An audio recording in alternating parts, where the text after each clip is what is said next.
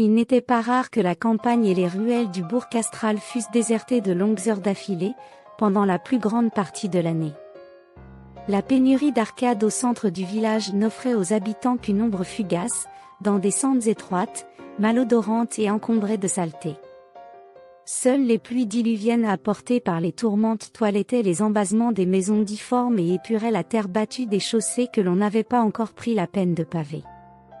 Ne connaissant rien d'autre, on se satisfaisait de cet entrelac de pousterles et de boulevards larges comme des manches de bêche.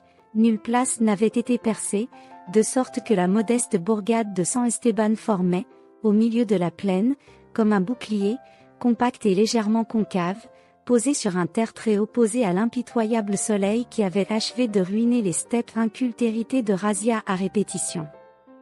Cela dit, il ne fallait pas courir bien loin pour s'extirper de ce mélange de briques d'argile crue, naturellement cuites par la bienveillance divine aux rayons d'un soleil incomparable. Même si la localité, qui ne comptait que 30 terres affamées à l'orée du XIIIe siècle, s'était peuplée et élargie depuis que les raids mauresques s'étaient espacés puis raréfiés, elle ne conservait qu'une taille modeste. Sur sa colline, se dressait la modeste chapelle Saint-Étienne, dominée par un haut et rustique château légué par les chevaliers de Calatrava. À ses pieds s'étendaient jardins et vergers, mais sans grand arbre élancé ou à la frondaison ample qui projetât une ombre digne de ce nom. Cette lisière de verdure n'était que relative avant le beige cendré d'une cuvette aride qui s'étendait à perte de vue, cuvette où des moutons faméliques s'efforçaient de brouter quelque herbe sèche.